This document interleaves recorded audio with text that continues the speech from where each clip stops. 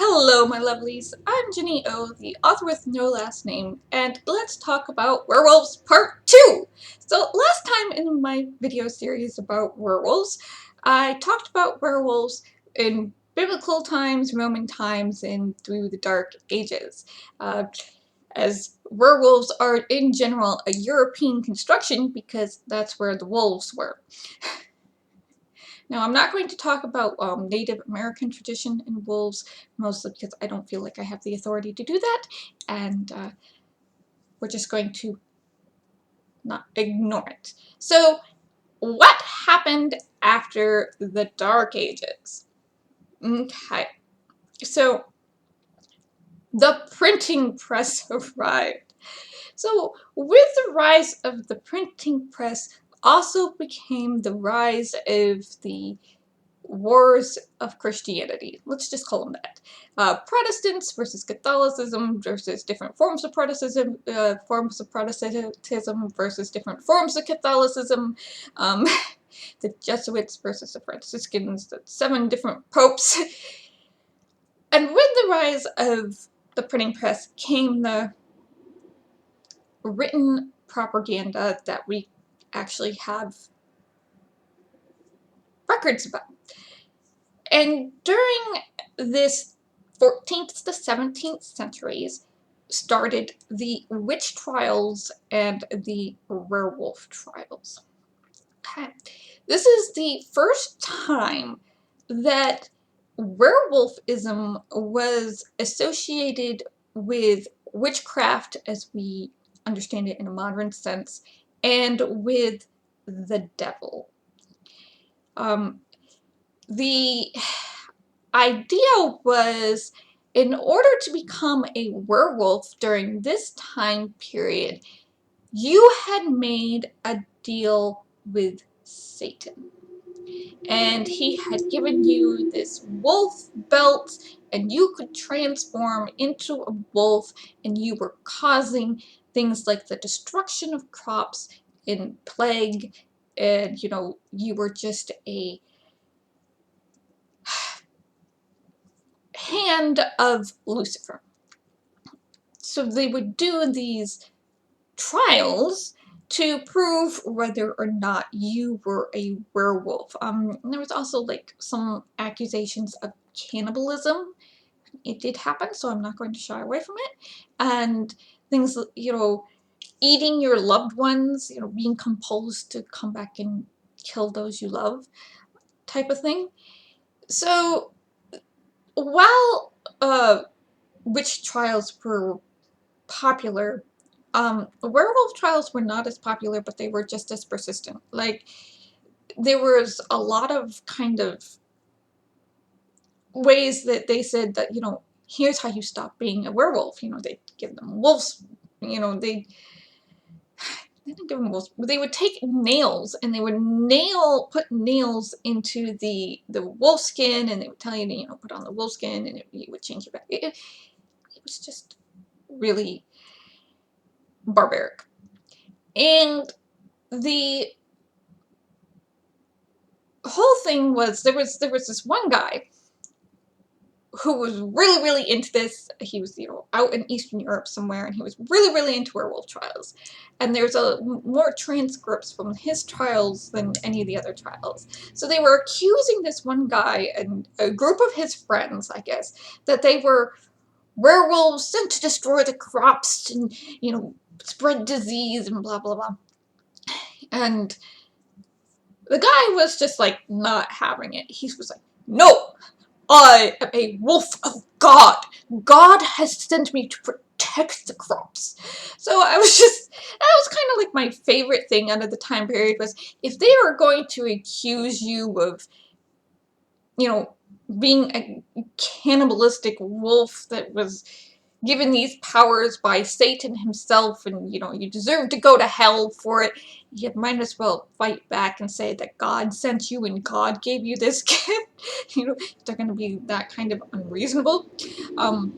So there was a lot of kind of fear. Like, the Catholic Church saw their power fading, and they were trying to hold on to power any way possible. And part of it was accusing women of being witches and accusing men of being werewolves, and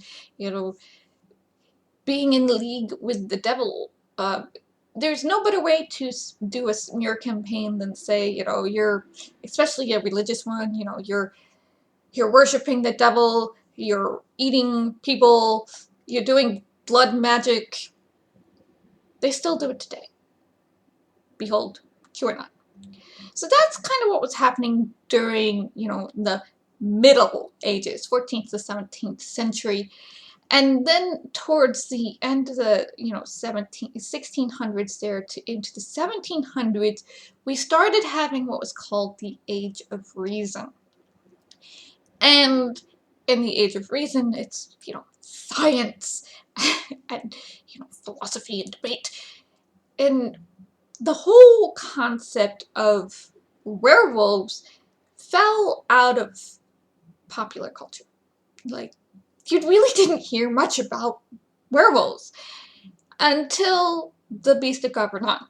Now, The Beast of Gavarnan is a French story about how this massive wolf that could have been a man, could have not been a man, was terrorizing this town of Gavarnan until they actually managed to shoot it in the head. Now, there is a lot of debate between scholars. Was it just a great big wolf? Was it a werewolf? Was the bullet lead? Was it silver? But that was like the next big story where a wolf was, the star. And there was just not a lot of wolf werewolf related stuff because science. Bram Stoker put out Dracula, vampires became popular, and America entered the chat. So, or rather, Hollywood entered the chat. And in the 1930s, Hollywood was just starting to get really rolling with the, the talkies. They were still kind of in black and white. We didn't have Technicolor yet. That didn't come until The Wizard of Oz. But, they were just starting to get into this phase of having, the actors actually talking on the screen. And they had made a story, Universal had made a story of Dracula, and they had the Mummy, and they were kind of trying to find something else to do. So they decided to make a movie about a werewolf. And it's not the one you're thinking about. It's called The Werewolf of London, and it was a kind of science fiction werewolf story where the doctor in the story was turning himself into a wolf through scientific means, kind of like Dr. Jekyll and Mr. Hyde. And it was a flop. It went nowhere. Universal was like, ugh, we have to do this, something else. So they made a second movie. It's the one you're thinking of. It's The Wolf Man. And Universal went with like the Frankenstein method here, where they made the wolf, angsty and questioning his humanity, much like Adam did in Frankenstein, because that worked. And they fully and freely admit that they made a bunch of stuff up. Before this, the werewolf myth had really been men who turn into wolves and back. That's pretty much it. And they were like, they added the pentagram, they added the curse, they added the, the very specific curse they had. They added the silver bullet. So they made this kind of tragic Frankenstein-like story, except with a werewolf. And people loved it, okay? And Hollywood, being Hollywood, decided that they were going to continue to make these type of stories with werewolves, where the werewolf was a out of control kind of tragic figure who dies at the end. And you will see this over and over, especially in werewolf horror movies. That was the trope because the Wolfman was so popular, and that's how Hollywood does business and has always done business. And this went on, I mean, there was some depictions of werewolves in like 1950s campy television, like The Munsters. There's a Werewolf in Dark Shadows, I believe. But they didn't make this huge kind of impact upon werewolf mythos or anything because, you know, being a werewolf wasn't really a huge plot device. Like, the little boy was a werewolf, but nothing really ever came of it. So this was going on until about the 1970s, and then two kind of things happened. First off, Dr. Mitch put out a study about wolf behavior, and he was studying a group of wolves in a very particular zoo. And this group of wolves were all stranger wolves to each other. They weren't related in any way, shape, or form, and they were under a high amount of stress, which had them form this hierarchical society with a lot of fighting. So alpha to omega. So alpha, beta, there was alpha wolf, the alpha wolf, the leader, the beta wolf, the second in command, to the omega wolf, which was being used as a scapegoat for everybody's emotions. And this study became insanely popular. He published a book, and for a wolf book, like for a science book, like it flew off the shelves. And 5 years later, he went back to the publisher and he says, my study was wrong. The study that is selling so well, it's wrong. We need to, publish a retraction. I need to publish a new study. And the publishing house went, no. Your book's making money. No, we're not changing it. We're not even going to pull it. So this whole cultural concept of the alpha to omega wolf, the hierarchical structure, the wolves that were fighting all the time, it went into the popular culture type of zeitgeist fear, and people, started kind of like applying it to human behavior too, like anthropomorphizing. They anthropomorphize the animals, and now they're taking animal traits and applying them to themselves. So you had like alpha male, going to bars and stuff, and the lone wolf type, even though there's no such thing as a lone wolf. But, so they were applying it to their own type of behavior as well. And then came World of Darkness. And World of Darkness first put out a whole kind of thing about vampires. And it was so popular that they decided to expand upon it, and they created Werewolf the Apocalypse.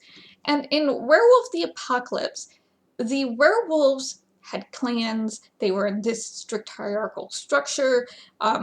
Depending on your clan, depended on how toxic it was. But they also had like 5 different transformations. You could be human, 3 variations of human, versus man, including the 10-foot answer to the chainsaw, with, the big furry wolf man creature, or you could be a wolf. So this game let people imagine they were werewolves. It became like a power thing. So from like the 1930s, the werewolf had been like this tragic figure, where Hollywood was kind of experimenting with the wolfman hybrid stuff, but the tragic figure that died at the end. And now the Werewolf the Apocalypse turned the werewolf into a creature of power, that you could pretend to be a creature of power. So what came next was pretty inevitable. Urban fantasy. So the first big author of urban fantasy would be Laurel K. Hamilton. And yes, she started, with vampires again. But urban fantasy quickly evolved into this kind of kitchen sink thing where you had vampires and werewolves and fae, and if it was a creature, it was there. And so Laurel K. Hamilton kind of set this mold, and Jim Butcher became the next biggest known author about it. He built on it until urban fantasy became this very kind of rigid box of a genre. Now, I've had arguments with people about urban fantasy versus romance, and some of the authors, because a lot of urban fantasy authors are actually women, they want to put all these books into supernatural romance, which was kind of the next step right after urban fantasy. So you made them a creature of power, and now you've made them a creature you can romance. So, but in urban fantasy, everything kind of has their set way of acting. And werewolves have, because of Mensch's study, have a hierarchical nature, which is very patriarchal, often very toxic. There's very few urban fantasy books where you have female werewolves, and a lot of time the female werewolves can't have children, unless it is supernatural paranormal romance, where you are, instead of having one child, you now have litters of children, which is just as horrifying in another way. And so this werewolf would be, angsty. Am I a monster? Am I human? I have bits of rage. I have to be a control freak, and, you do what the leader says. Gay werewolves bad, that type of thing. It was a very, very rigid structure, but it made these kind of big, growly, alpha male romanceable, because that's kind of what happens. Werewolves are your lumberjack bad boy, I guess. Though oftentimes they end up being cowboys, marines, and rednecks for some reason. But that's what happened. And that was the last kind of big thing. So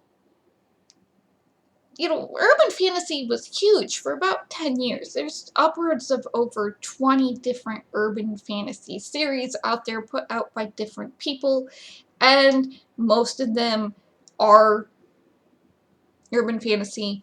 About Kelly Armstrong is about the only one that I would say was actually, even though it was on the horror and fantasy shelves, she should have been on the romance shelves. But most of them are technically urban fantasy, because they don't fit into the romance genre box. So that was a good 10-15 years ago. So what's been happening since then? Well, there is a shift in how werewolves are perceived, because in the past 50 years, wolf science, real modern wolf science, where wolves are families and not alpha to beta to omega hierarchy structures, has been gaining more prominence, more societal awareness, as people become interested in wolves and wolf sanctuary, preserving wolves. They learn more about how wolf packs are actually structured and function. And this has kind of coincided with two things going on in the kind of indie fan fiction sphere, and the upcoming generations, just exhaustion with angsty, out of control werewolves.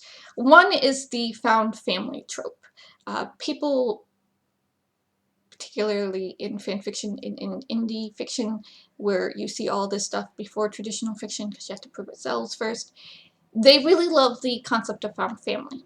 And to them, werewolves play really well into found family because, packs are families, and they also like attribute a lot of dog attributes to wolves that aren't necessarily what wolves do, but they find dogs cute, so they want to put these dog traits into their werewolves. That's what happens. So you're seeing that. You're going to see that mostly in either indie fiction or fan fiction, and also Omegaverse. If you do not know what Omegaverse is, I recommend going to Fanlore first and reading up on the tropes and stuff to see if this is for you. But Omegaverse is kind of like werewolfism without the whole wolf turning into a wolf thing. And it has a lot of other things that can happen in Omegaverse that are bastions of that genre, but not really much to do with werewolfism. But it has, heats and lots of, the hierarchy and, these really weird dynamics that you saw in urban fantasy, but now the whole wolf aspect has been taken out of them, and now they're just some sort of romance trope type of thing. And so very, very slowly, we're seeing the perceptions of werewolves change in popular culture, even in Hollywood. Like, take Buffy the Vampire Slayer. The way werewolves were portrayed in Buffy the Vampire Slayer was they're, out of control beasts. Oz caged himself up so he wouldn't hurt people, and usually they came to a tragic end. Like, Oz went out and had to do this whole thing where he learned meditation or whatever to try and learn how to control his wolf enough to, be able to go back into civilization. Versus Grimm, whereas the werewolf in Grimm, he had, certain wolf behaviors he was beholden to, to him, family pack wasn't very important, but he was, kind of a nerd. He wasn't out of control. He didn't have to do these things, and in the end he got a girl. So you can kind of see how in Buffy the werewolf was still a tragic figure because Buffy was from like the 90s, but whereas Grimm, which came out in the 2000s, like 10-15 years later, the even then the perception of the werewolf had changed enough that the werewolf character was no longer this tragic figure. In fact, he was helping the main character solve the mysteries every week, and being one of the good guys.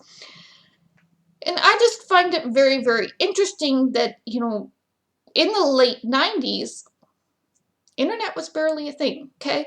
There wasn't a way to go online and find out, oh, Minch's study is wrong, versus, if you knew Minch's study was wrong, because you were studying zoology and, you'd write a paper about it.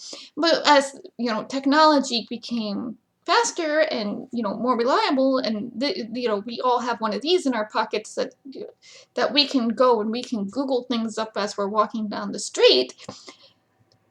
Mensch's study, his later studies, the later information is now out there to be found, and it is along with a, feel of, ugh, I've seen this over and over, I want something new, pushing the werewolves in a new direction for a new generation.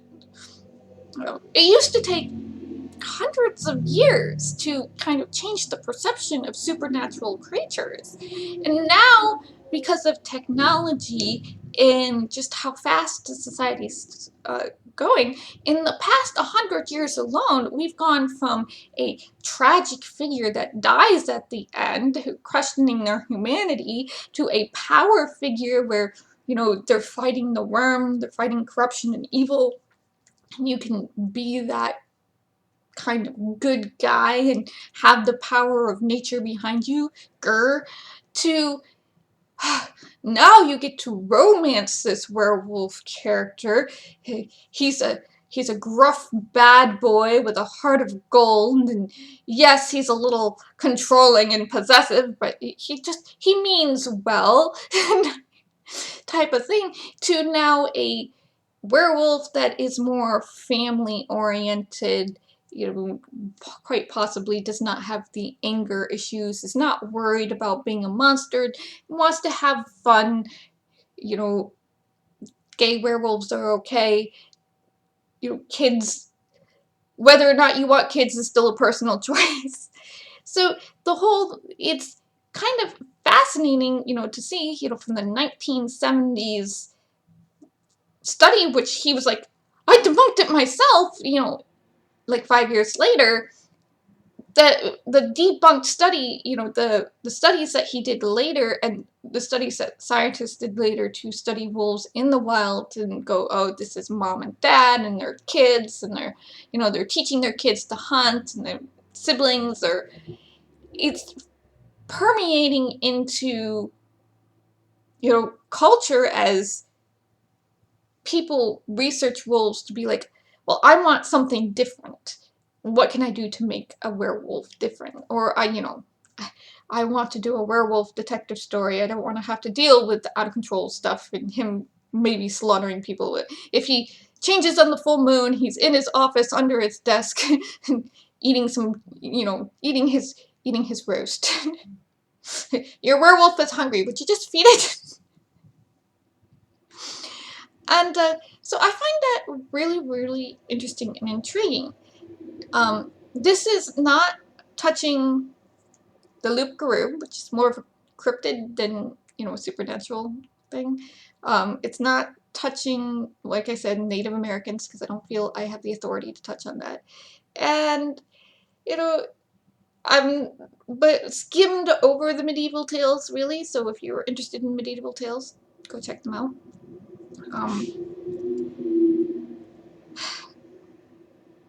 Basically, like I said, I don't really consider myself an expert on this. I just find the way that the werewolf myth changed over the centuries and is in the process of changing.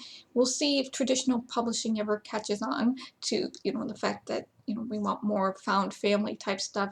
Like the werewolf right now, if you're writing werewolves, it's not because you're writing urban fantasy, it's because you're writing dark fantasy. And being published in dark fantasy, I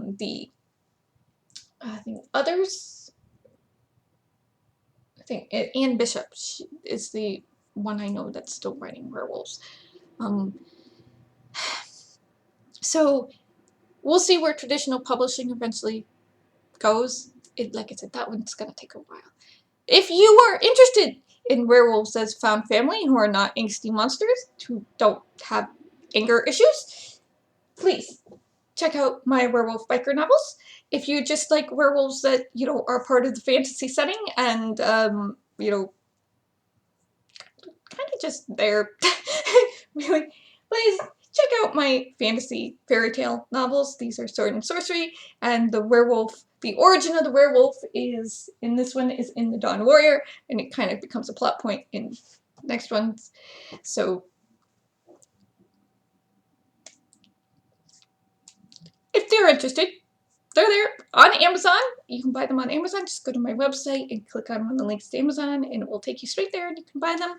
The Lone Prospect is on my website for free. If you want to read it on my blog and you're like worried that I don't know if I like your writing style, you can always check it out. Or you can go to Royal Road. It's on Royal Road as well, and check it out there. Take care of yourselves, my lovelies. Bless, stay safe, and I'll see you in the next video.